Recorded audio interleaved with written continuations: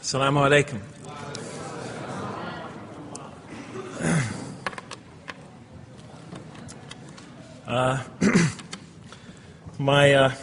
I've come from the University of Kansas. We're playing in the Final Four this very instant. So I want to let you know that you've asked a lot of me today. No, I'm just joking. All right, very briefly, I just want to talk a little bit about what the Quran has to say about the purpose of life. I think this is an extremely important subject, especially for Muslims living in America, because we're sort of a minority, a new religion here, and many people are interested in what we believe. And I think the primary question that people want answered when they first consider another religion is how that religion views the purpose of life, the purpose of of our existence here. And so I'm going to begin, though, talking about an atheist point of view, because I want to talk about what sort of answers the Quran might have for an atheist. So to begin this, I need to talk for about 5 or 10 minutes about what I believe contributed to my becoming an atheist, because I grew up in a Christian family. And then I'll talk for about 45 minutes or so about what I experienced in the Quran and how that sort of changed my perception. So it's very simple. But my wife always says I should summarize what I'm going to do before I talk, because it's easy to get lost in my speeches. And my wife doesn't have a lot of confidence in my speaking ability. Okay, so let me start out by mentioning that my mother certainly played no role in my becoming an atheist. My mother was a wonderful woman, a beautiful lady. She had tremendous dignity and class. The neighbors loved her. She was a registered nurse, and she put in many extra hours at the hospital. She worked in the ward that dealt with dying patients. And when I would come and pick her up late from work at night, not all the patients, but many of the patients would drag me over and talk to me and tell me what a wonderful woman my mother was.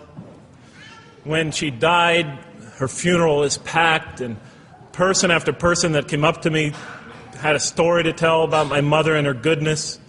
Time and time again, people described her as, "Jeff, your mother is a true saint."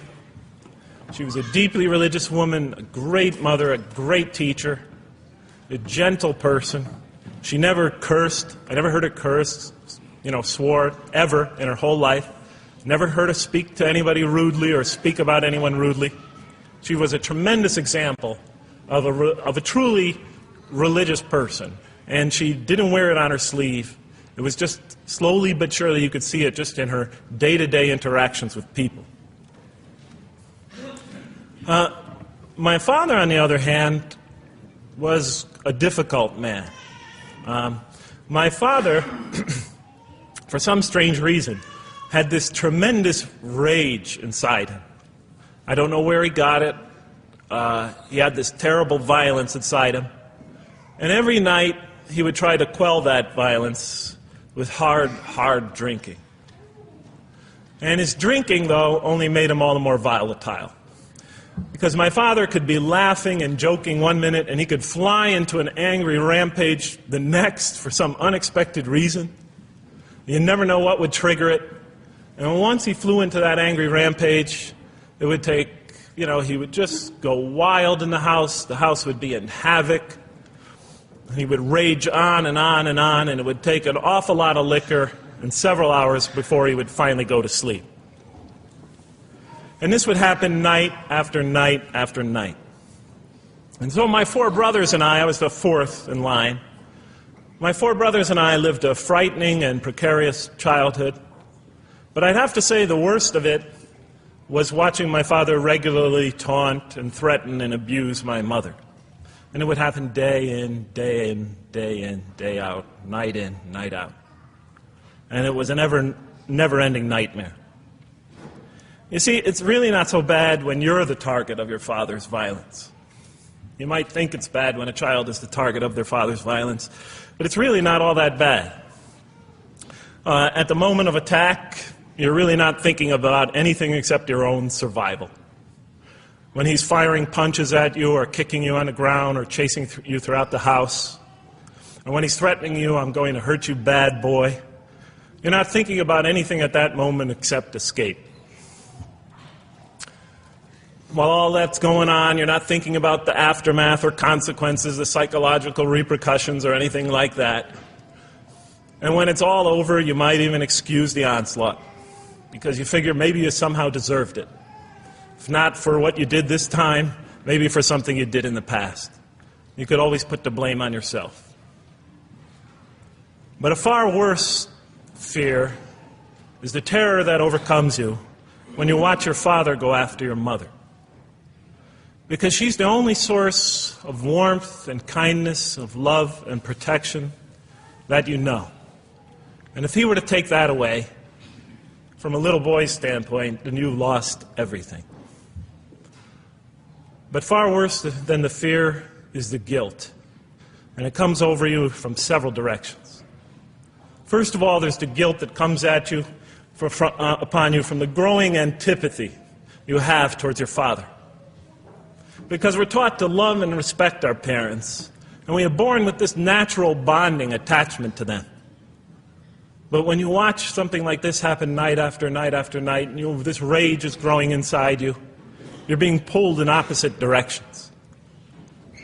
Then there's also, of course, the guilt that comes when you think that you might be the cause of this night's violence. Maybe something you said or did that you didn't even realize triggered it.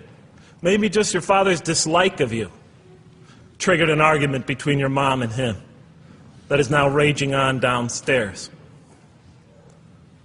But the worst guilt of all, and it is by far the very worst, is knowing that you did nothing to stop your father from hurting your mother.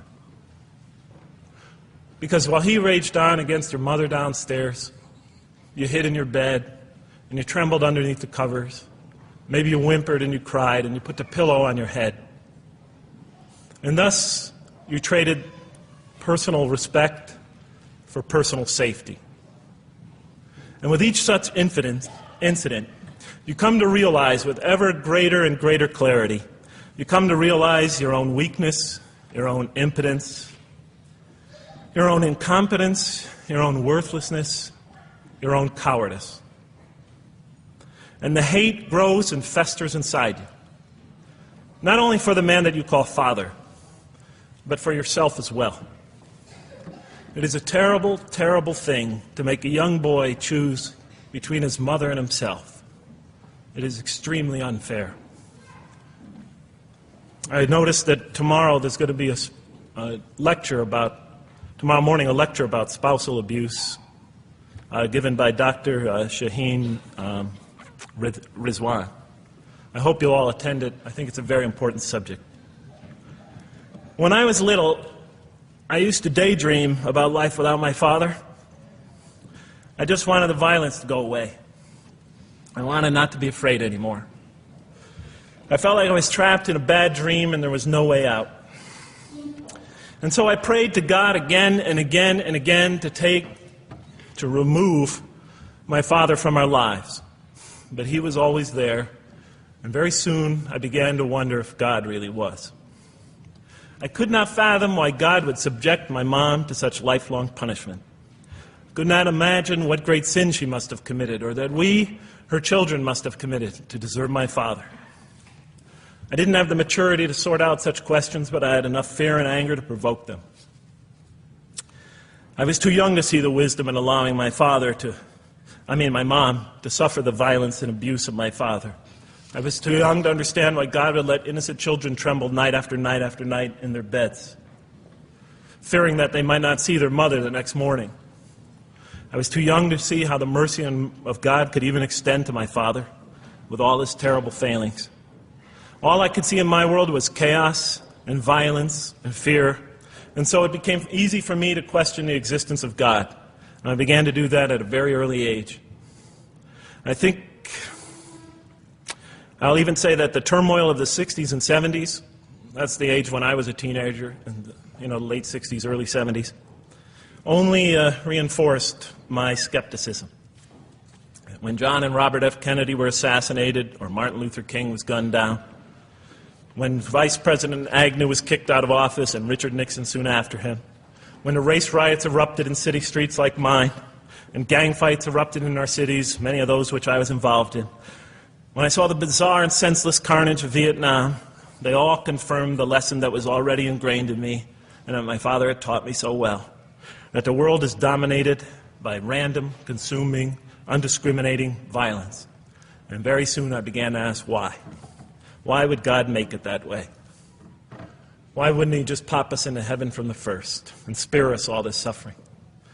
Why does he let little children in Vietnam get napalmed and run down the street naked on fire when they had done nothing to deserve it? Why does he let the race riots go on? Why does he let the leaders be assassinated? Why does he just let the violence go on and on and on for people who had nothing to do with it? It wasn't of their own making. Why didn't he just make us angels and pop us into heaven if he could make us angels, which I was always taught he could? Why did he make us so susceptible to sin? Why didn't he make us impervious to it, like he made the angels? Is this the best world he could create, I thought? Is this the most perfect world he could create for our existence, for our beginning?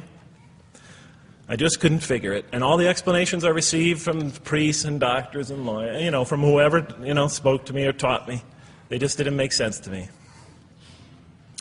In any case, so I became an atheist when I was 16, even though I was going to Catholic school at the time. Declared myself an atheist in one class. It was a confrontation between me and a priest. We were talking about God and the purpose of life. And I expressed my views, and he said, well, then you don't believe in God. I said, well, I guess I don't. And then through my junior and senior year of high school, I got an F in religion, even though I continued to do very well in the tests. In any case, when I was 28, to make a long story short, some friends of mine gave me a copy of the Quran. And one night I was sitting in Diamond Heights, my apartment in Diamond Heights in San Francisco. I was working that time at the University of San Francisco. I was 27, 28 at that time, I can't remember.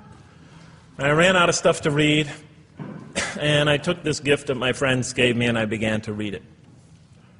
And I came to the first verse. Well, I opened the Quran, read the first page, then the second, and then very quickly, in the second surah, about 37 verses into the Quran, I came upon the story of mankind. And I have to admit, I read through it very quickly. It was about 9, 10 verses long, story of the first man and woman. And I recognized some of the details. It was similar to what I had learned when I was a child, but I noticed that there was something wrong. It was apparent to me that whoever authored this Quran, of course I wasn't a Muslim at the time, so I didn't have any idea who that was, whoever authored this Quran clearly did not understand the real meaning of the story, because they had obviously gotten the details confused. They didn't even understand the whole purpose of the story. And so I just read through it once, and then I read through it again, just to try to see what kind of point the author was making, and then I read through it a third time and a fourth, and then I realized this is something strange going on here.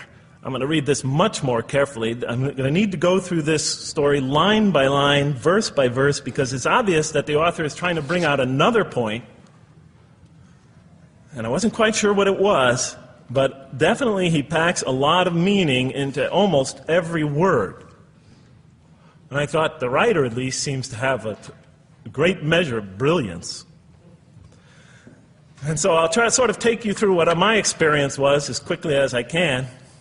So I came to the 30th verse of the second surah, Surah Al-Baqarah, and it began like this.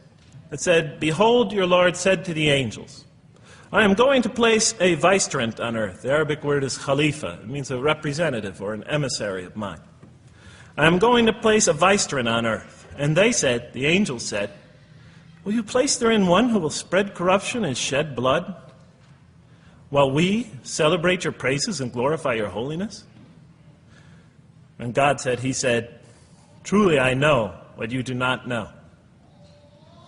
See, that's the verse that hooked me. That's the verse that caught my attention. That's the one that kept on making me read the story again and again and again. Because listen to the way it begins. "Behold, your Lord said to the angels, I am going to place a representative of mine on earth, a vicegerent of mine, an emissary, one who acts on my behalf. I thought, that's not the way it goes. You're not supposed to be placing man on the earth in some positive role, some elective office. You place man on earth as a punishment for his sin. Clearly, I knew the author didn't quite get the point. But still, it was an amazing line. But then I come to the next line, and it says, and the angels say, will you place her in one who will spread corruption and shed blood, while we celebrate your praises and glorify you? I looked at it again. I couldn't believe the question. They said, will you place her in one who will spread corruption and shed blood, while we, the angels, celebrate your praises and glorify you? I looked at that and I said, exactly. That would be my question. Why would you create this being, supposedly for some positive role, when he's capable of doing tremendous wrongdoing? When he could spread corruption and shed much blood? Why would you create this violent and pernicious creature when you could create angels? As the angels clearly say, well, we, the angels, celebrate your praises and glorify you. They're asking one of the most fundamental questions in the entire history of religion. Why create you, man, this utterly fallible creature, this creature who could rebel against God's will, who could do such tremendous wrongdoing, who could wreak havoc like no other creature on earth, when you can make them angels? And look where the question is being asked. It's being asked in heaven. It's almost like saying, look, why don't you just make them angels and be up here in heaven with us, you know? Why don't you just make them angels, pop them into heaven, he's fine. Why would you put him on earth where he could feel distant from you, where he can work out his worst criminal tendencies, act them out, feeling somehow independent and apart from you and free to do whatever he wants, when you could just make them angels and put them into heaven and make them perfectly submissive to your will? I looked at that question and said, that's my question. I'm not even a single verse into the story of mankind, and there before me I see my question. That whole question, everything that I ever thought, everything that I ever experienced, everything that I ever knew was in that question. It was as if the author took my life and wanted to pick out exactly the right question to humiliate me, to provoke me, to anger me. Why create man, this most destructive and violent creature, when you could make him angels? And then look at the answer. And he said, God said, truly I know what you do not know. You know, in modern parlance, we would say, I know exactly what I'm doing. I read that and said, what? You know what you do not know? You know exactly what you're doing? Well, please inform me. Tell me what you're doing. Because, you know, I'm 28 years old and I haven't figured out it yet. And I have a lot of issues that I'm still dealing with that's connected to this question. You can't just get off that easy. You can't just tell me you know exactly what you're doing. Not after what I've been through. Not after you made me this way. And then I realized, of course, I was arguing with a God I didn't even believe in. And that would happen several times as I read through the Quran. And sometimes I would just get into so agitated by what I read, I'd start arguing with this voice that I'm reading before me, that's calling to me. So we turn to the next verse. It turns out that the Quran just doesn't dismiss the question. It starts to answer it a little bit. And in the next verse it says, and he taught Adam, God taught Adam, the names of all things. And then he placed them before the angels and said, tell me their names if you are right. So this verse is clearly referring to the previous one. But notice what it says. Now, from my own background, I remember Adam naming things, but it wasn't connected to any answer to any philosophical question. But here, notice what it says. And he taught Adam the names of all things. And I realized already, just from the first verse, you got to read these verses very carefully because it's packed with a lot of symbolism and meaning. And he taught Adam the names of all things. So here we see Adam is not only just a creature who knows how to name things, who's acquiring the gift of language, but he's also a learning creature. God is teaching him. And right here, right in this verse, and it'll come even clearer in the subsequent verses, that the very first thing that the Quran is going to emphasize here is man's intellect. He is a learning creature. He is taught. And what is he taught? What is one of the great intellectual gifts he's given? In response to the angel's question, the gift of language. Because through language, mankind can not only learn, but he could learn things not only through his own experience, but he could learn things that other people have experienced of times and places that are hundreds, thousands of years and miles separated from him. And so that all our knowledge becomes cumulative.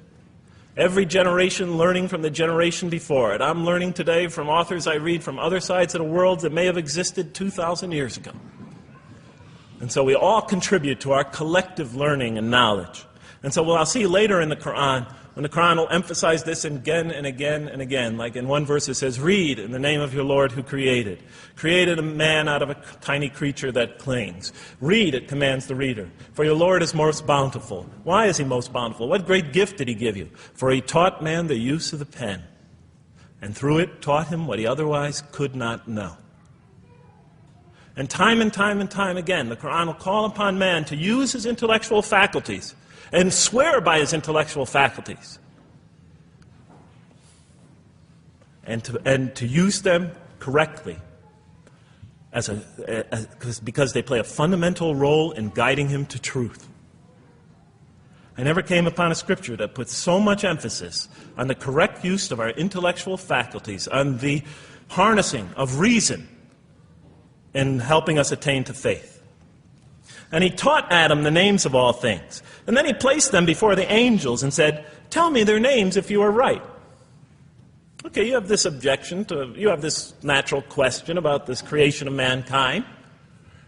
Here, this mankind is this human being, this human creature is a learning creature.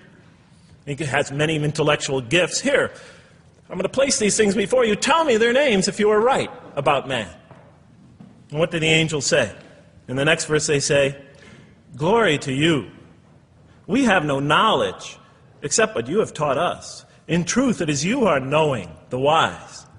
They say this task, this intellectual test that's put before them is beyond their grasp. Notice what they emphasize. We have no knowledge. This would take knowledge. This would take an intellect that they don't possess.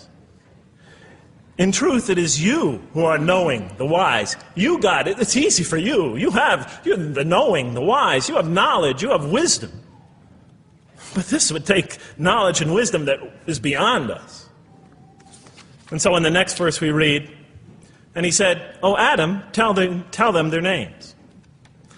And when he had told them their names, notice how it's just like it's nothing for him. For mankind, he has this phenomenal ability. And when he had told them their names, as if it was just a triviality for man, he names them. "O Adam, tell them their names." And when he had told them their names, God said, "Did I not tell you that I know what is unseen in the heavens and the earth?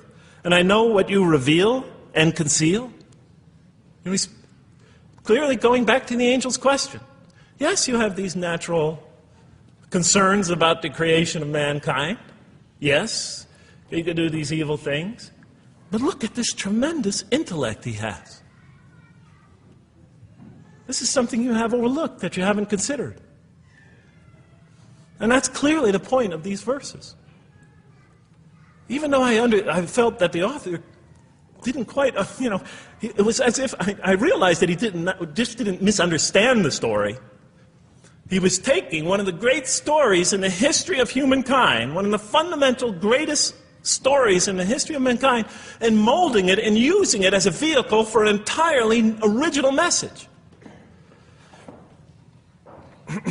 And God said, "Did I not tell you that I know what is unseen in the heavens and the earth? And I know what you reveal and what you conceal?" In other words, didn't I tell you I know exactly what I'm doing? And then in the next, and did I not tell you that I know what you reveal and conceal? I looked at that. What question what did they reveal and what did they conceal? What did their question reveal and conceal? I thought about it for a minute. Oh, it's obvious. What did their question reveal? You just go back and look at the question. It revealed the sinful and sinister propensities of man. I mean, it's obvious, right? Why are you all looking at me like that? You're starting to scare me. You're all looking very serious. Am I losing you? Wow. Okay. So, they revealed the sinister and evil propensities of man. But what did their question conceal? And all you have to do is think about it for a minute. Human beings, yes, they could do evil. Yes, they could do wrong. Yes, they could create misery. But they could also do exactly the opposite. They could choose to do evil. They could choose to do tremendous good. They could choose to do tremendous violence. They could choose to show tremendous compassion. They could choose to live by falsehood. They could choose to live by the greatest truths. They could be terribly ugly. They could be terribly beautiful. And up until that point in my life, I, like the angels, that only saw one side of the coin. For the first time when I read that verse, believe it or not, it was an eye-opener for me. I had always been obsessed with the evil potentials of human beings. When I read that verse, I realized that, and I had a great example right in front of me with my own mom, I realized that I had been blinded by only one side of human nature. So we go on to the next verse. And behold, we said to the angels, bow down to Adam, and they bowed down. But not so Iblis. Iblis is like the father of Satan. Satan's, satanic beings, forces, creatures, existences. He refused and was arrogant. He was of those who reject faith. An interesting statement. And behold, we said to the angels, bow down to Adam. And they bowed down.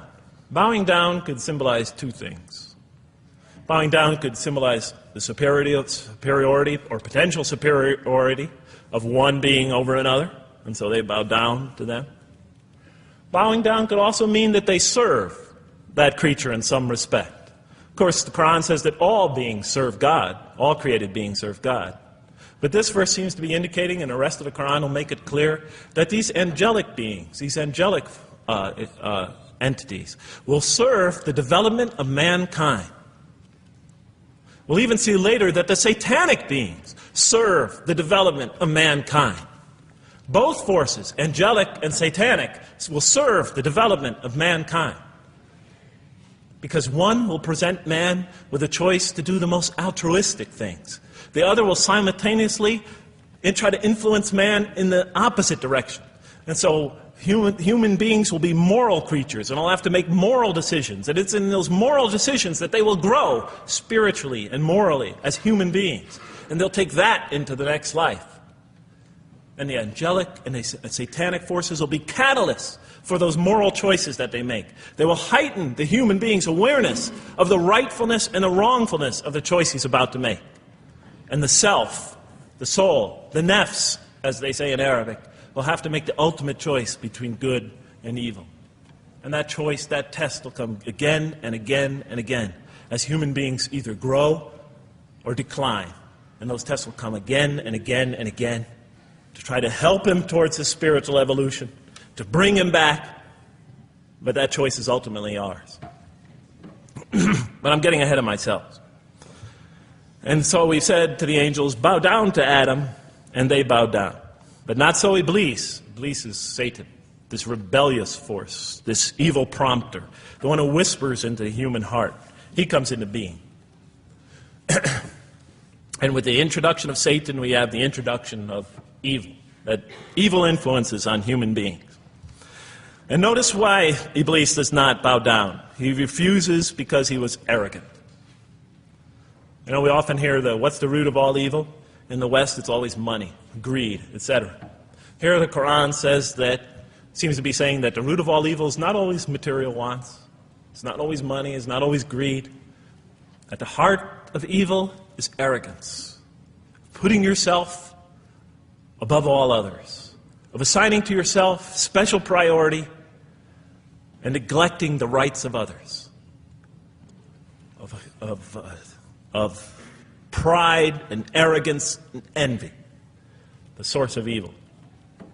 He was of those who reject faith.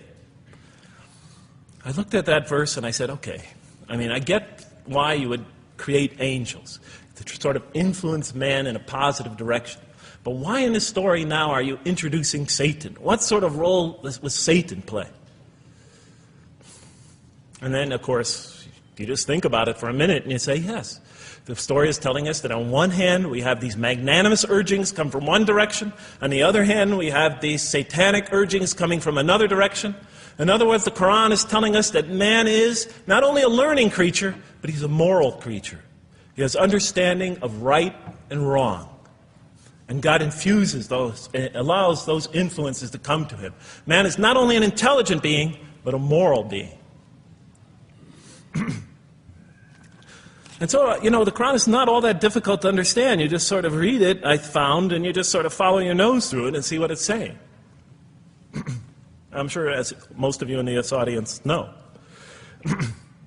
Okay, so we see that man is not only a learning creature, but he is a moral being as well. There's another verse in the Quran that says, by the soul and that which whispers into it, or which breathes into it.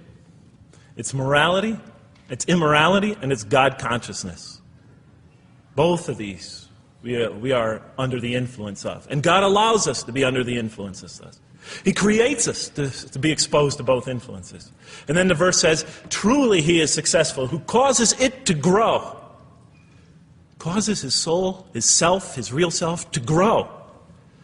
And truly he is lost, who stunts it, who disallows, who destroys his personal growth.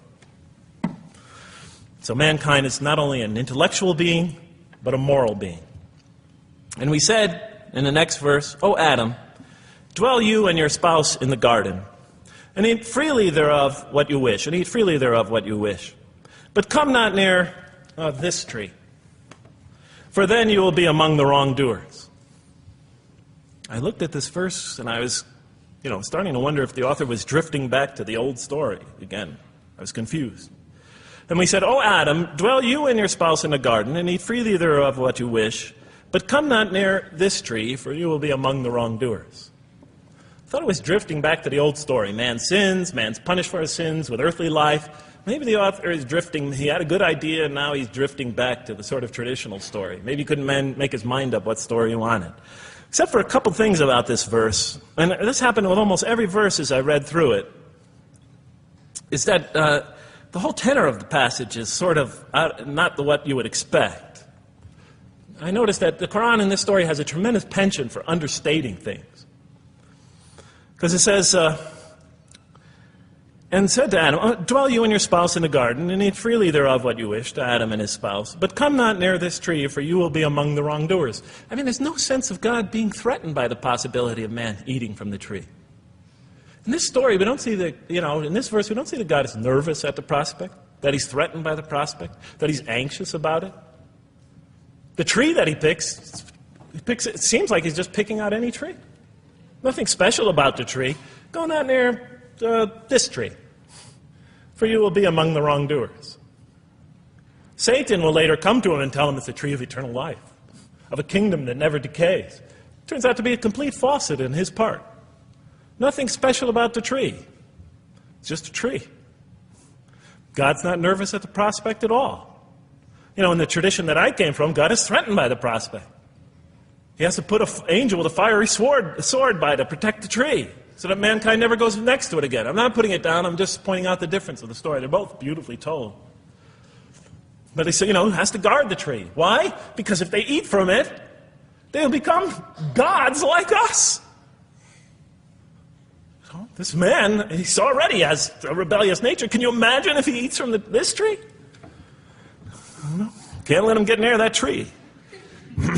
But here, just, calmly says, but if you do, you'll be among the wrongdoers. God is not worried about himself. It's just warning man, making it clear that if you do this, you've committed a wrongful deed. Again, the whole tenor of all these verses that you read through it is God knows exactly what he's doing. Okay, next verse. But Satan caused them to slip and expelled them from the state in which they were. And we said, go you all down, some of you being the enemies of others, And on earth will be your dwelling place and provision for a time. What? I said. I mean, I was expecting now the rage, the anger, the violence, the jealousy. That's what I was expecting. Okay, they eat from the tree. Where's the rage, the violence? I'm going to punish you now. You're going to sweat on earth. And you're going to suffer, and you're going to stub your toe, and you're going to work, and you're going to labor. And you're going to die there for what you did. And where is the woman? All right? And the woman. All right? She's the one who's going to suffer the most. Right? She'll have to suffer labor pains and monthly cycles. Right? And bleeding and crying out when her children come into the world. She'll scream out. And worst of all, the greatest humiliation, the man will rule over her. When he's obviously her intellectual inferior because she and the angels she and Satan seduced him, and he just bumbled along and committed a real, wrong deed. Well, I don't mean to make light of it. But the story is obviously different, though. No threat here. As a matter of fact, look at the way it says, "O Adam, dwell you and your spouse in the garden, and eat freely thereof what you wish. But come not near this tree, for you will be among the wrongdoers." Then they make the mistake. But Satan caused them to slip and expelled them from the state in which they were. And we said, "Go all you down, some of you being enemies of others, will be adversaries of others. Some of you will be adversaries of each other, and on earth will be your dwelling place and provision for a time." This is not a deity losing it. If you look at it, on earth will be your dwelling place and provision for a time. That's not the words of a God that has got lost, that is really extremely upset. On earth will be your dwelling place and provision for a time.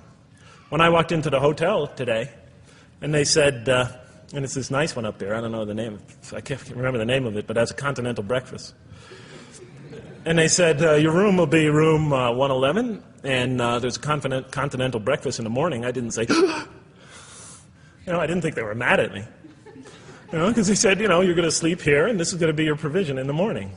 Oh, thank you. But notice something else about this verse. When you read these verses for the first time, I don't know, maybe I'm nuts. And many people think I am. But when you read these verses for the first time, this is just so much that catches your attention. But Satan caused them to slip. I remember, I couldn't get that verse out of those words out of my head. Satan caused them to slip. To slip? The greatest sin in the history of the human race, and it's called a slip? In my culture, slip means, you just momentarily, for a fraction of a second, you lose your focus. It's not a big deal. My Uncle Bob used to always say to me, "Jeff, I'm sorry I'm 5 minutes late, I slipped up." The understanding is it's no big deal. It's just a slip. That's what we say when we make a minor mistake. I slipped up. Don't worry about it. Never happen again. A slip, I said? Momentary loss of focus? The greatest sin in the history of humanity? Why we're all here? Why we're all suffering? Why we experience death? A slip? I didn't believe it. I went to my Arabian friends at that time. I didn't know any Arabic. They came to this verse. We went through it line by line. I said, now don't change any words. Just read them one at a time. But Satan made them, and I said, okay, this one right here. What does it mean? Tell me what that means. They looked at it. It says, slip. Slip. And expelled them from the state in which they were. A slip, I thought? But then maybe I was trying to force the traditional understanding, the traditional interpretation. Maybe it was just a slip. After all, they didn't commit murder. They didn't commit robbery, rape, pillaging, assault. They ate a couple of pieces of fruit. It's not the greatest sin in the history of humanity by any means. And then the next verse says, and then they were expelled from the state in which they were. Well, what state were they? Let's see now. Let's go back from where we started. First, mankind is being taught. We see he's an intellectual being. Then we show he's a moral being. Moral being means he's a being that's going to have to make choices.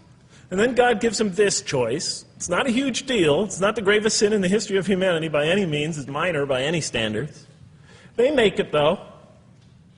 We see that God originally intended to put man on earth as his vicegerent. We see a period of preparation where he's being prepared intellectually, where he's growing as a moral creature. When does God finally put him on earth? What signals that he's ready to begin? He makes his first independent choice. It's not the worst deed in the history of humanity. It's minor on anybody's scale, but it shows that mankind is ready to act on his own, to be his own, to make his own choices, that God has empowered him to make choices, and he's ready to make them and carry them out, and see them most often to their expected ends, if God wills. And that seems to be the only real significance of it. But I thought, maybe I'm getting this wrong. Maybe God just blows off into an angry rampage the next verse. So I look at the next one and it says, and then Adam received words from his Lord. And God turned to him mercifully. For he's oft returning, ever merciful. Well, if I had any doubts up till now that God is not enraged by what this has happened, that God hasn't prepared mankind for this choice, for what was eventually going to happen, that all this was preparation for mankind to begin his earthly sojourn in this famous allegory. If I had any doubts before now, I had them, certainly didn't have them after reading this verse. This verse is entirely consoling, reaching and merciful, reaching out to mankind in mercy. Mankind goes to earth. He's obviously afraid. He obviously feels remorse. He's in an unfamiliar environment. And what does God do? He turns to him. He turns to him. In Arabic, the word has the meaning of like a father turning towards an infant or a child or somebody, or a parent, a mother turning towards her child. And he turns to him mercifully, and for God is oft returning, ever merciful. And Adam receives words from his Lord. What kind of words? Probably words of consolation, words of hope, words tell him not to be scared. And in the next verse, we see those are exactly the type of words that Adam receives. He says, go down, Adam and his spouse. Go down from the state, all of you together. Repeating that again, just so that we know that this is not a punishment here. Go down from the state, all of you together, and truly there will come to you guidance from me. And whoever follows my guidance has nothing to fear, nor shall they grieve. It is an emotional picture. This young couple is here, in fear, and in shame, feeling remorse, and God reaches out to them and turns towards them and tells them, you have nothing to fear, nor shall you grieve. I know this is tough for you, but you've been prepared for it up till now, through your entire existence. It had to happen. This is a necessary stage in your development, in your growth, but just hang in there, follow my guidance, be true to me and I'll be true to you, I'll guide you, I'll help you, I'll do whatever you need. Just follow my guidance and you have nothing to fear, nor shall you grieve. Okay. So I was impressed. I thought this author, whom I didn't know, I thought was extremely brilliant. Because the story is entirely coherent, but it's bringing out entirely new meaning. And it's stressing some things in the human equation that I would never have normally thought of. Actually, I thought these sort of things argued against the existence of God. Here, the author was using them to say, look at these. These play a fundamental role in the purpose of life. What? Intellect. Human beings have intellect. Right. In response to the angel's question, they are moral creatures, and they are subjected to evil and angelic promptings. And they have to choose between them again and again and again throughout their existence. And their growth, which the Quran talks about frequently, is going to depend on that. We're here to grow, as we will see. But it emphasizes choice. Human beings are creatures of choice. It also emphasizes suffering. Suffering. Hey, that's pretty nice writing. It also emphasizes suffering. Human beings are going to suffer here on earth. That's the first thing that the story mentions. Spread corruption and shed blood? Havoc, suffering, pain? Yes, these three things play essential roles somehow, the story is saying, in our development on earth, in our very purpose of our development. These are the three things we've always had the most trouble grappling with, all theologies have. Why give us intellect? If it leads us often to challenge in our minds the existence of God, if we can't reconcile the existence of God with our minds, with our reason, why give us choice if we could choose to do wrong? Just make us angels. Why let us suffer so on earth? Just pop us into heaven. And here the Quran is telling that these play essential roles in our attaining of faith. Not only these, of course, it also mentions guidance, God's forgiveness, revelation, etc., angelic forces, satanic temptation. It mentions all these other things as well. But these three essentially really caught my attention. I never expected that these three things would be emphasized. And so as I read through the Quran, I looked, anytime I saw anything that seemed to relate to this, I would write down notes and underline it. You know, and I would walk up and down in San Francisco with my pen as I'm walking, because I like to walk about 7 miles every day, and I'd be underlining. My friends would always say, "Jeff, what book are you reading?" And I would lie to them. I'd tell them, "Oh, it's a great novel or something." You know, I didn't want them to know that I was reading the Quran. I think they thought I was going nuts. But in any case, so very quickly, I was wondering, does the Quran really emphasize reason? Does it really emphasize choice? Does it really emphasize suffering? How much more time do I have, Madam Speaker? 35? 25, okay. I'll do the best I can. So let me just try to indicate to you, as I read through the Quran, and I'll try to get through this quickly, because you guys look tired. And I know you're interested to find out how that basketball game is turning out. Let's see, does the Quran really emphasize reason as essential to human growth, to this experience we're having on earth, to our very purpose? And the answer is definitely yes. So much so that even Western Orientalists, people who wrote against the Quran, said that this is a major feature of the Quran, a feature that you cannot miss. Henri Lemens, writing in the early part of this century, one of the famous Orientalists, you know, who wrote very much against Muslims, hoping to unseat them from their religious belief. He wrote, "The Quran," and this is his quote, "is not far from considering unbelief as an infirmity of the human mind." Unbelief is, he thought, and he was saying it mockingly, is like, you know, you can't think straight. You're not using your mind right, as my father used to say. Maxime Rodinson wrote at length about the rationalistic approach of the Quran to faith. And this rational tone of the Quran is one of its most salient features, beyond doubt. I'll just give you a few quotations. One of its fundamental themes is that people ignore or reject God's signs and corrupt religion precisely because they do not use their reason. And the Quran will say that again and again and again. The Quran says about the disbelievers, they refuse to reason and are a people who do not reason. I have 7 such quotes in the Quran. The Quran will say, "Will you not reason?" It mentions that 14 times to the reader.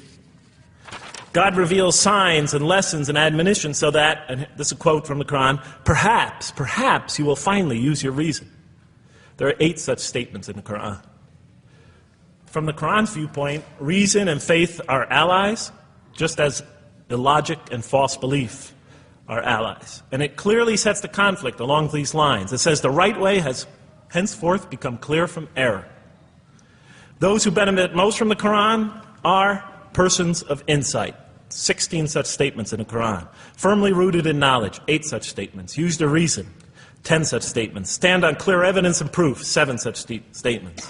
Those who oppose this revelation are deluded, 9 such statements. In manifest error, 28 such statements. Ignorant, 15. Foolish, 3. Have no understanding, 9. Only follow surmise and conjecture, 9. And blindly adhere to tradition, multiple times.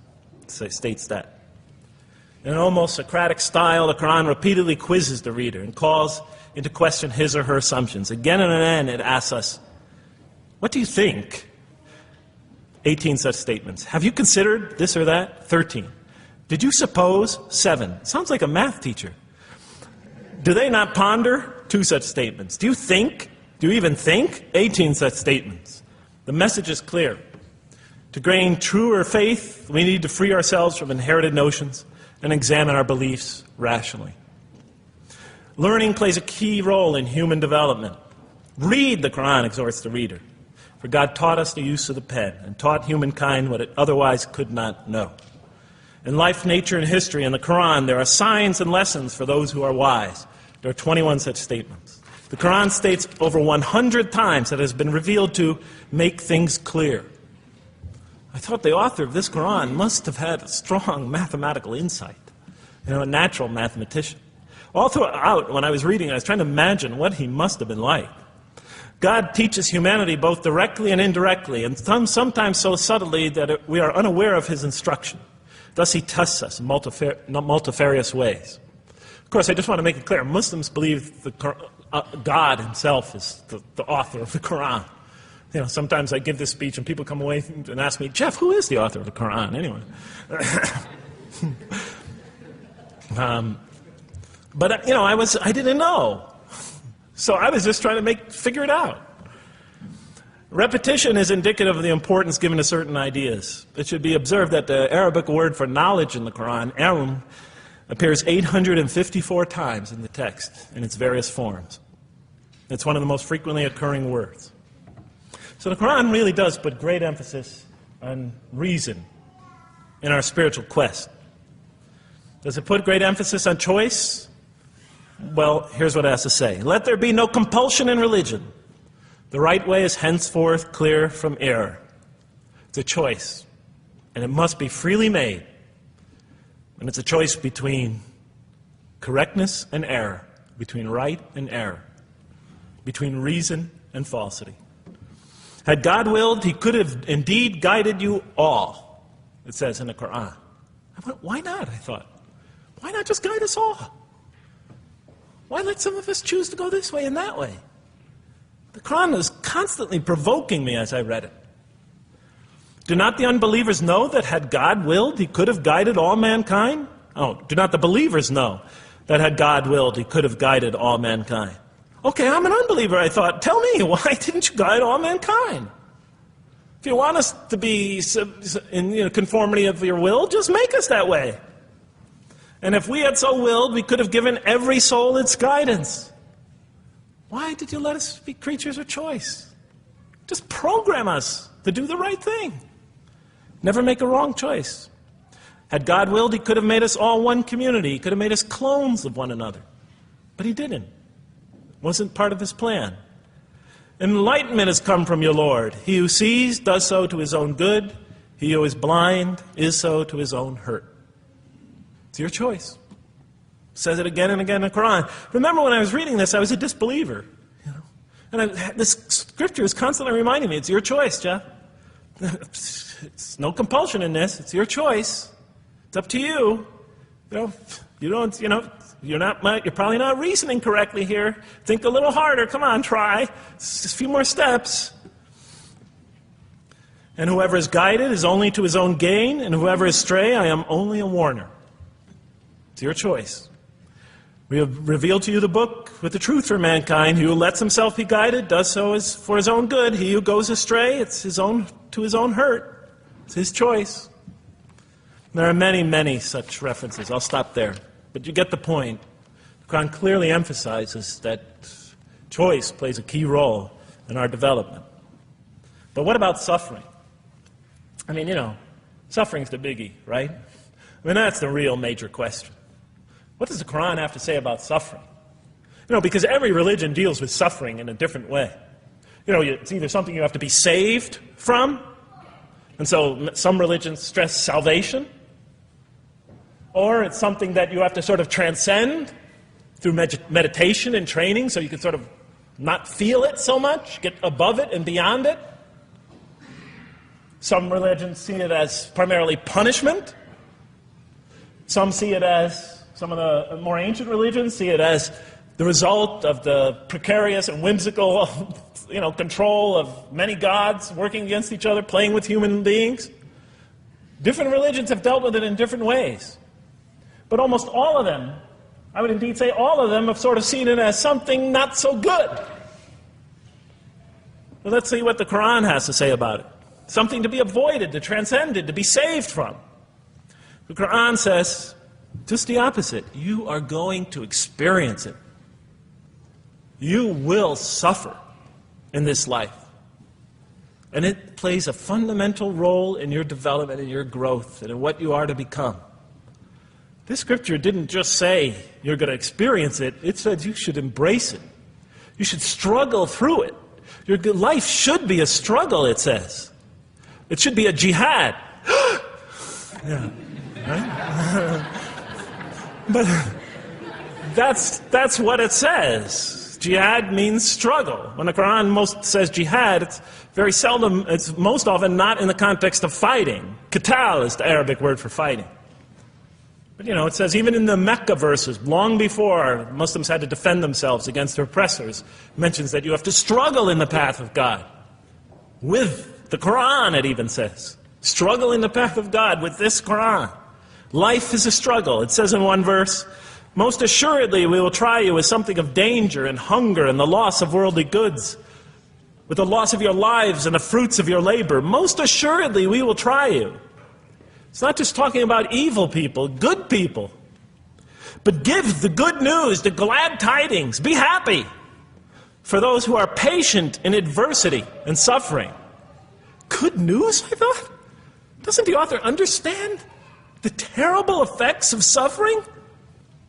Give the good news to those who are patient through adversity, who when calamity befalls them say, truly unto God we belong and truly unto Him we shall return. In other words, that this could benefit them. It was a remarkable statement. Here's another one. Do you think that you can enter paradise without having the like of those who passed away before you? And the next verses start to explain that these people were good people who suffered terribly. Do you think that you can enter paradise without going through the same? Why, I thought? Why do we have to suffer in life? Misfortune and hardship befell them, and so shaken were they that the apostle and the believers with him would exclaim, when will God's help come? These are good people. When will God's help come? Oh, truly, God's help is always near. You will certainly be tried in your possessions and yourselves, the Quran tells the reader. You're going to face hardship. It's guaranteed. Every soul must taste of death. And we try you with calamity and prosperity, both as a means of trial. And to us you are returned. You are going to have hardship here. There is going to be no heaven on earth. This environment is made to be an environment of adversity. It is made to be an environment where you have to work, where you have to struggle, where you have to strive. And it plays a key role. Oh man, truly you've been toiling to your Lord in painful toil, but you shall meet Him. You're toiling, yes, but you shall meet Him. We certainly created man to face distress. What, I thought? We certainly have created man to face distress. You made us to face distress? Does he think that no one has power over him? Sometimes people get, so down, they just think, this can't be a God, and look how I'm suffering. He will say, I have wasted much wealth. Some people just become totally devoted to worldly aims. Does he think that no one sees him? Have we not given him 2 eyes to see with, a tongue, and 2 lips to communicate with, to learn from by communicating? Can he see around him? Can he tell from communication with other people? Haven't we pointed out to him the 2 conspicuous ways? What are the 2 conspicuous ways? But he attempts not the uphill climb. One of them is the uphill climb. And it says this is the way you should be pursuing. And what will make you comprehend the uphill climb? It is to free a slave, or to feed in a day of hunger, an orphan nearly related, or the poor one lying in the dust. Then he or she is of those who believe, and exhorts one another to patience, and exhorts one another to mercy. You have not attained to faith until you struggle the uphill climb. It's telling us. You should pursue the uphill climb. What is the uphill climb? Reaching out to your fellow man who suffers. To feed the poor one. To help the poor soul that's lying in the dust. And all over the world there are people in that state. And we watch the news as if it's just entertainment. And the Quran tells us this is something you should involve yourself in. That is the road that you should travel. It describes a successful life as an uphill climb. Well, I can see I'm running out of time, so I'm going to have to tie this up in about 15 minutes, I guess. But definitely the Quran emphasizes these three elements in the human drama. But as I read through it, I couldn't see how it all fit together. I mean, why didn't God just... Why? Why do we have to experience these? What purpose do they play? Just pop us in the head and beam us up, I thought. Well, one thing, like I mentioned before, the Quran will repeatedly emphasize that we're here to grow and to learn. And I'll give you 4 or 5 quick verses because I know you're tired. It says, Our Lord, and raise up in their midst a messenger from among them, who shall recite unto them your signs, and that shall teach them the book and the wisdom, and who shall cause them to grow. We have to learn wisdom in the book, and Revelation in particular, and who shall cause us to grow. And we have sent among you of yourselves a messenger to recite our signs to you and to cause you to grow. Truly God was gracious to the believers, this is in the 3rd surah, when he raised up from among them a messenger from themselves to recite his signs to them and to cause them to grow. It is he who has sent among you who has sent among the unlettered people a messenger from among them to recite his signs and to cause them to grow. These are all distinct references. Just 2 more. There are many more. And the soul and that which breathed into it, its immorality and its God consciousness. He is indeed successful who causes it to grow. And he is indeed a failure who stunts it. And in the 92nd surah, Surah Al-Layl, it says, Far removed from it will be the righteous who give his wealth that he may grow. So the purpose somehow is to grow. We're in a growing, learning, developing experience. We weren't just created when we came into the world. This is actually a stage of our creation. Just as our development in the womb was a stage in our creation, our essential stage in our physical creation, this is an essential stage in our personality creation, in the creation of our real being. That which we take into the next life, our essential selves. We've gone from the physical creation in the womb, primarily physical, now to the human creation, the personality creation in this stage. I thought maybe I'm, projecting my own neurosis into the scripture. Maybe it doesn't really emphasize that life has a purpose. But time and time again, I would find it does. For example, just quickly it says, those who remember God standing and sitting and lying down and reflect upon the creations of the heaven and earth and say, Our Lord, you did not create all this in vain. You did not create all this in purpose. Just when I was starting to think, maybe the Quran really doesn't state a purpose of life. It really doesn't mean there's a real purpose of life. Maybe I'm reading into it something that is there. I would come upon verses like that. It would force me to just read a little further, make me think, well, maybe it's just around the corner. We have not created the heaven and the earth and whatever is between them in play. If we wished to take a sport, we could have done it by ourselves, if we were to do that at all. God doesn't create to satisfy his whims or fancies or entertain himself. Do you think that we created you purposely and that you will not be returned to us? It says in the 23rd surah, the true sovereign is too exalted above that. In the 44th surah, we did not create the heavens and earth and all that is between them in play. That serves a purpose. Now, what sort of purpose can it possibly serve? So I tried to, apparently the Quran speaks about believers and those who are the rejectors. You have the believers on the one hand, the rejectors on the other. Now, apparently God has created us to be believers. So I tried to study what the Quran has to say about the believers, and it's a natural thing to do, to see what it wants us to become, if it has anything to do with these essential elements that it stated. I mean, it's a natural way to approach it. I think you agree. Do you agree? Somebody nod your head. That's what I say to my math students. Just one head nod is enough for a mathematician. Get one head going, okay, I did my job. Okay.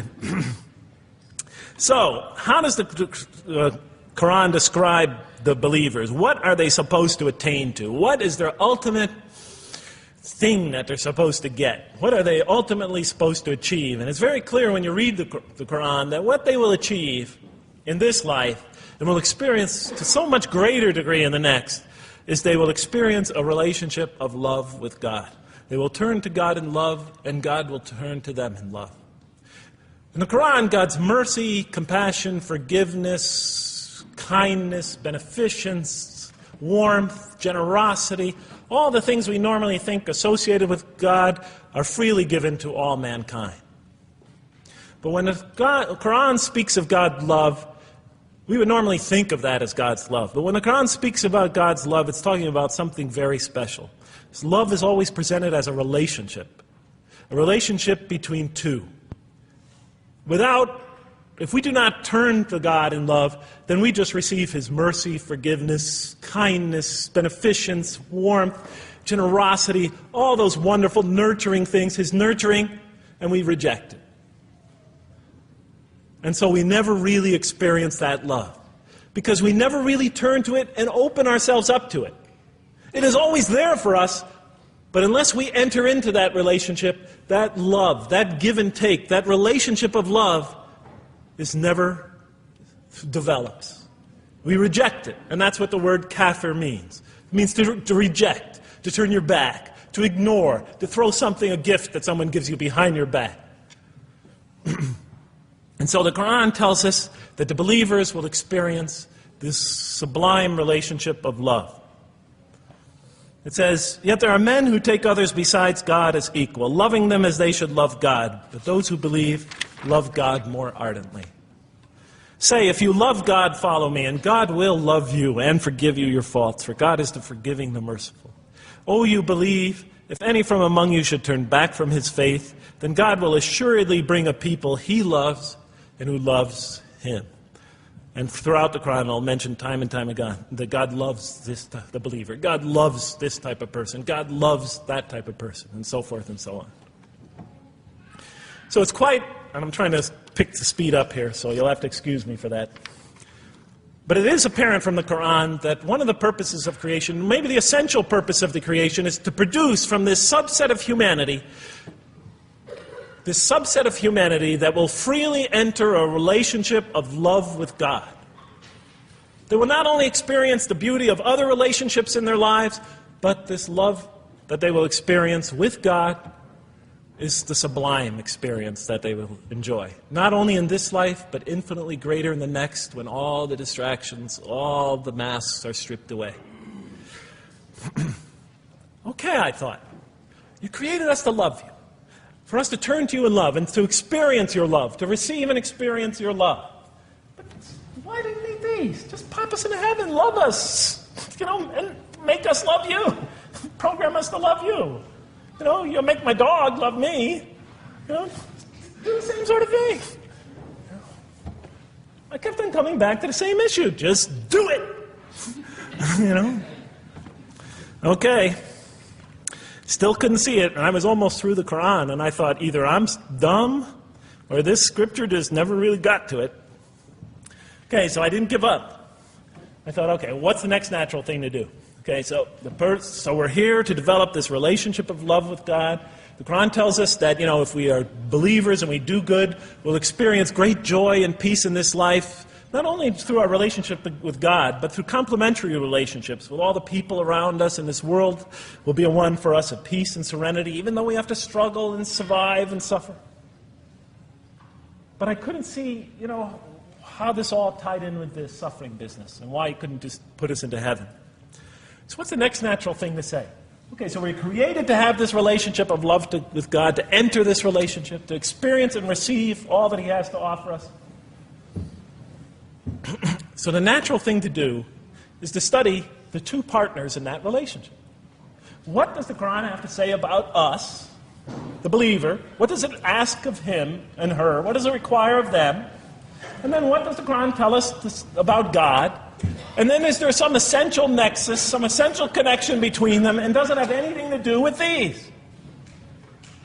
Because if the Quran doesn't show that, then the essential link that links all this together, that pieces it all together, is missing.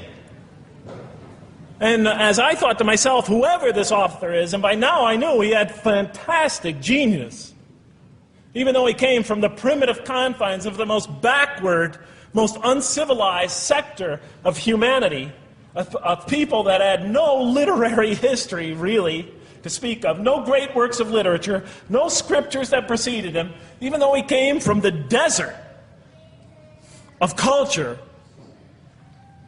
Even though this came out of that environment, and the mind behind it had to be tremendously and phenomenally genius to come out of that surrounding and produce something like this.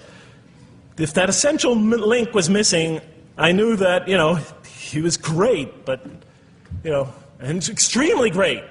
But, what do you expect? How could anybody answer those questions? Nobody in the history of humanity has been able to answer them. Okay, so I thought, first I'll see what the Quran has to say about the believers. What does it require of them? Then what it has to say about God, and see if there's some essential link. Are you following me? You're giving me the note. Get off the stage. Okay, I'll do my best. It's a deep subject. We're almost done. Bear with me a few more minutes. I'm sorry, really. I know Siraj Wahaj, when he gives these sort of speeches, he always says, okay, I'm finishing up now, and then 10 minutes later he says, you thought I was telling you to do I won't say that, but just give me a few more minutes. Bear with me. Okay, quickly. What does the Quran ask of the believers? From the Quran's many exhortations and its descriptions of acts and types of individuals loved by God, it's not difficult to compose a partial list of things that the Quran wants us to do, which it calls good deeds, time and time again. To believe in God, to have faith in God, to have a relationship with God, and to do good. So what does it describe as these good deeds? Well, as I read through the Quran, it says that, can I take this away? Remember, intellect, choice, suffering. It says we should show compassion. Show compassion. We should be merciful. I have the references here, but just excuse me, I'm not going to list them all. We're running out of time. We should be forgiving. Forgive others. We should be just. We should protect the weak and defend the oppressed. Defend the oppressed. We should seek knowledge and wisdom. Knowledge, wisdom. Bear with me, ladies and gentlemen. We should be generous, truthful, and we should be peaceful. And we should love our fellow man. Love others. I'll just give you one verse because I know we're running out of time, Madam Speaker. Truly those who believe and do good will the most merciful endow with love. And to this end we have made this scripture easy to understand in your own tongue, so that you might convey a glad tiding to the God-conscious and warn those given to contention. To this end we have made this easy to understand, so that we'll learn to love others. Okay, that's all I'll say about that. I would like to say a lot more, but I don't have time. Now, what does the Quran tell us about God? You have to realize I'm just about through with the Quran here, my first time reading it. And now I was really caught. I searched my head. What does the Quran tell us about God? It tells us nothing could be compared to Him. That He's outside anything that we may compare to. That our definitions do not encompass Him. That our reason cannot comprehend Him.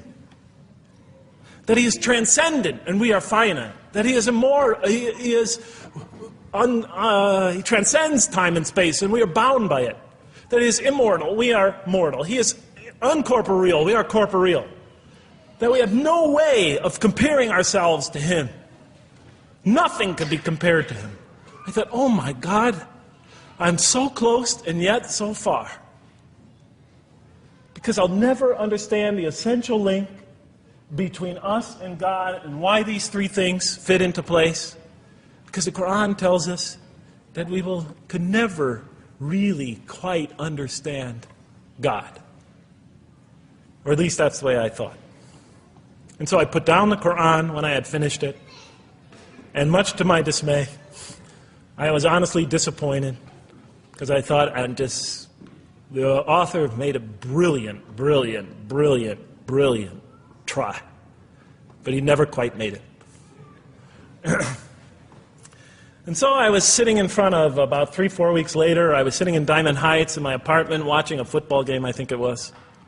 And you know, sometimes things just slip into your minds when you least expect them, and I'm sitting there watching it, and all of a sudden into my mind came a thought. And I said, wait a minute. The Quran does tell us so much about God. It tells us again and again and again, but somehow I just missed it. Just skimmed over it every single time. Because if you turn to almost any page, if you turn to the beginning of any surah, you could see time and time again essential information about God that I just thought was sort of a literary device, something to make it just sound more beautiful. Because if you turn to the beginning of any surah, you'll see the words Bismillahir Rahmanir Rahim, in the name of God, the most merciful, the most compassionate. If you read almost any passage, long passage, when you come to the end of it, it's punctuated by dual attributive statements like God is the merciful, the compassionate, God is the forgiving, the gentle, God is the kind, the protector, God is the generous, the truthful, God is, and so forth and so on. There are tens of thousands of such references in the statements in the Quran. What the Quran defines as God's most beautiful names, His attributes of perfection, repeated again and again and again on almost every page. And as I sat there, sitting by the television, I started to jot them down in my, on my little piece of notebook there. Same notebook I used to jot these down before. And I began to list from my own mind the attributes of perfection as I remembered them. And they were, God is the compassionate. God is the merciful. God is the forgiving. God is the just, the protector, the defender of the oppressed and the weak, the knowing, the wise, the generous, the kind, the truthful, the loving, the peaceful, the source of all peace, the truth, and so forth and so on. Every item I had listed in my list for the qualities that we human beings are supposed to develop, the Quran was telling me had its infinite source and perfection in Allah, in God. And then all of a sudden all the pieces fell together. Then I suddenly saw it, as I see most of you probably see as well. That now, suddenly it all began to make sense to me. In what way do I say that? Well, it was now obvious why we had to develop these qualities. It was now obvious how these things on the floor here fell into place. And I'll just say it clearly. We're here to develop a relationship with God, to become closer to God. But how can you become closer to God when He's transcendent and you're finite, when He's immortal and you're immortal, vice versa? When He's immortal and you're mortal, when He's unbound, fettered by time and space, and you are, and so forth and so on. How can you become close to that one? If I want to become close to you, I need to have something to share with you, something that we have in common. So, for example, if I want to come close to this young man here physically, I'll approach him, because we both have bodies, and I can position my body closer to him. Physical presence, bodily presence, is something we both share. If I want to become closer to that gentleman back there, if I want to become closer to him intellectually, I'll reason with him so we will have a convergence of minds, because we both possess reason. If I want to become closer to one of my sisters on this side emotionally, I'll try to appeal to their sentiments, because we both share feelings and similar types of experiences that generate those feelings. But how does one become closer to God? What do we share with Him? We share with Him exactly what He gave us. Because the Quran tells us that when we came into this life, He breathes into our spirit something of His Spirit. And that we come into this world with the seed of these very qualities within us. And we could either kill them, stunt them, as the Quran says, or cause them to grow. And when we grow in these, we grow in our ability not just to experience tremendous beauty in life through all this, but we grow in our ability to receive and experience the infinite beauty, the infinite peace, the infinite truth, the infinite compassion, the infinite mercy, the infinite, etc., all the way down the list, that only comes from the infinite perfect source of all these. The more we grow in mercy, the more we grow in our ability to receive and experience in this life and in the next, to an infinitely greater degree, the mercy of God. The more we grow in compassion, the more we grow in our ability to receive and experience God's compassion in this life through prayer and through ritual and through contemplation and through other experience of others. And of course, infinitely more in the next life, the compassion of God. The more we grow in our truthfulness, the more we grow in our ability to experience God, the truth, because all truth comes from God. The more we grow in these things, the more we grow in our ability to receive and experience God's attributes of perfection. The more we grow in our ability to receive and experience His being. And that sort of nearness we are growing to Him is tied to our essential nature and to His. It's more than just physical nearness. It's more than just a convergence of ideas. It's more than just a convergence of feelings. It's a convergence of essential beings. It's the closest type of nearness two can feel, two can experience. I'll just give you a quick analogy, because this helped my children. Let's pretend I have a goldfish, a dog, and 3 children. 3 daughters, let's say. And I do have 3 daughters. No matter how much of my love, compassion, forgiveness, caring I pour upon that goldfish, it could only experience it to a tiny degree. It might not even really be aware of it, because it's a very primitive creature. But my dog, on the other hand, when I show it all my kindness, all my love, all my compassion, all of what is essentially me, it can experience it to a much higher degree than my goldfish. And through its interaction with me, through its own trying to give its own self to me, we could experience a quite wonderful relationship. But my children, especially as they grow older and go through their own experience and their own development, could receive and experience all the love and the compassion and the forgiveness and the caring and the generosity and the protection, everything I have to offer. They could experience my being to a much higher degree than my dog ever can. And we could have a relationship of beauty that I could never have with my dog.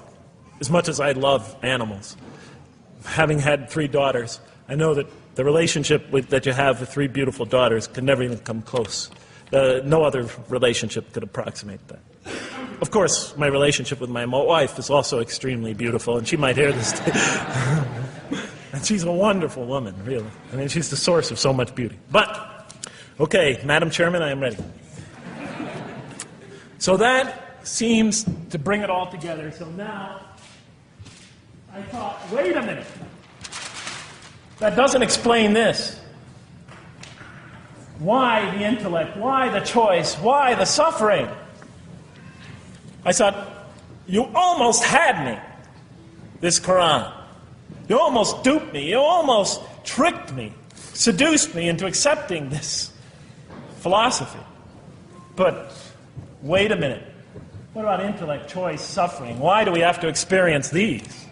Why couldn't you just programmed us to be merciful, compassionate, forgiving, etc.? Why do we have to go through all this? And then, of course, the answer came to me as quickly as I thought of it. So we are creatures, and we grow, and we become.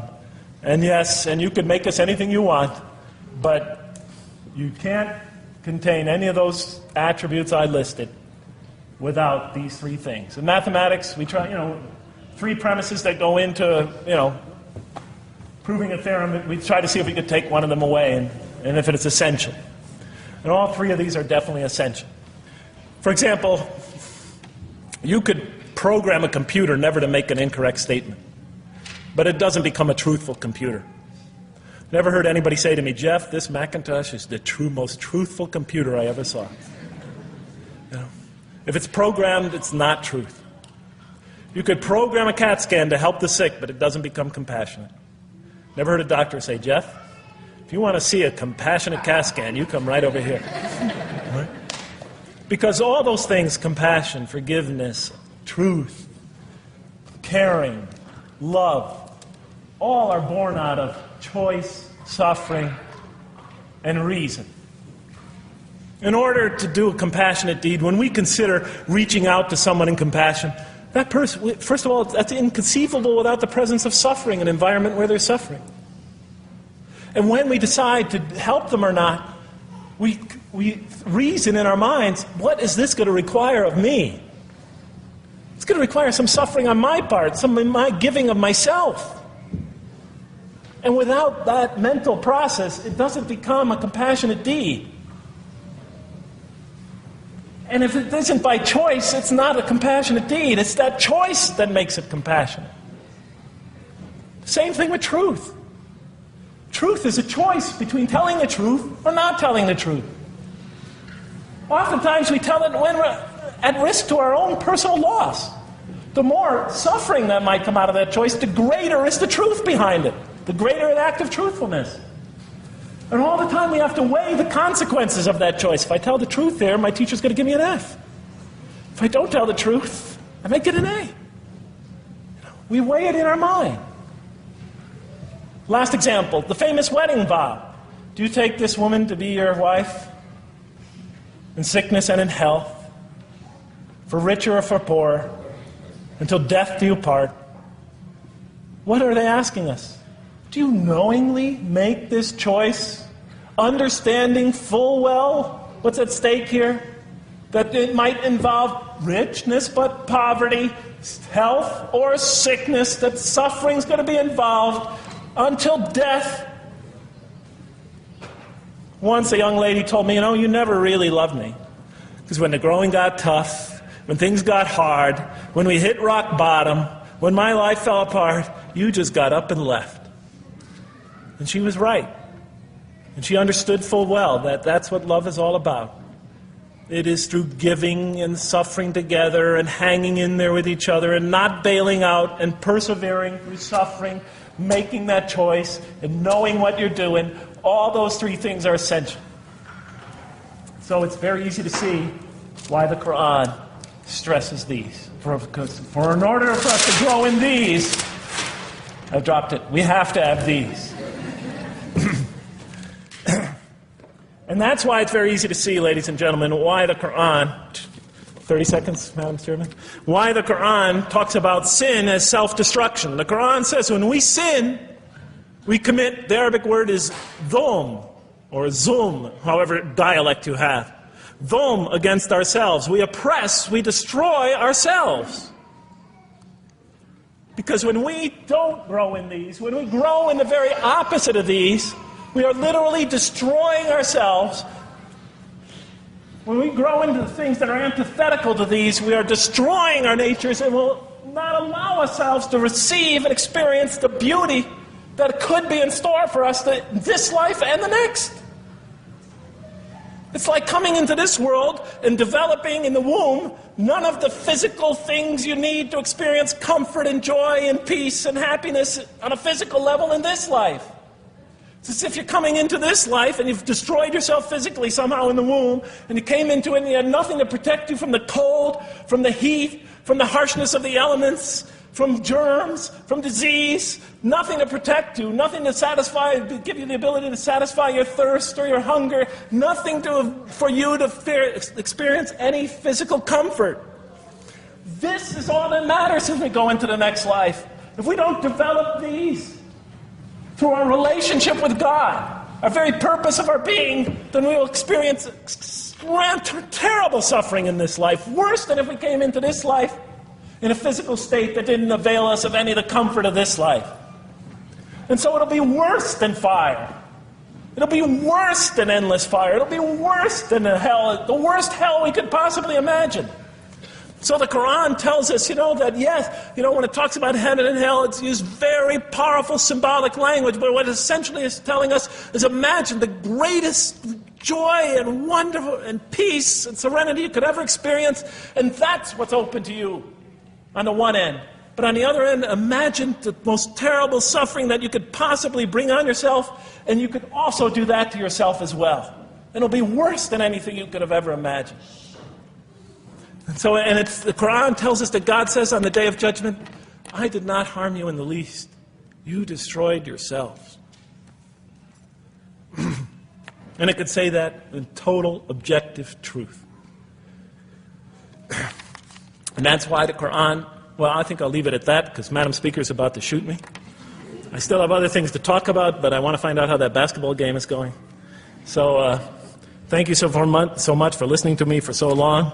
And may the peace and mercy of Allah be upon you all. I didn't mean to try to scare anybody at the end. That wasn't my goal. I was just trying to make a point. And may the peace and mercy of God be upon you all. Thank you so much. Assalamu alaikum.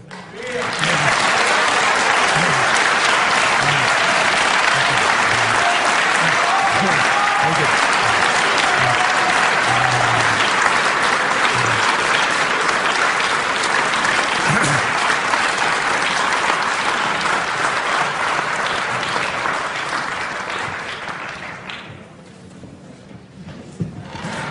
All right, we'd like to thank Dr. Lang for that very heartfelt, very long presentation. I have a few things to say before you all leave, so just be patient with me for a second.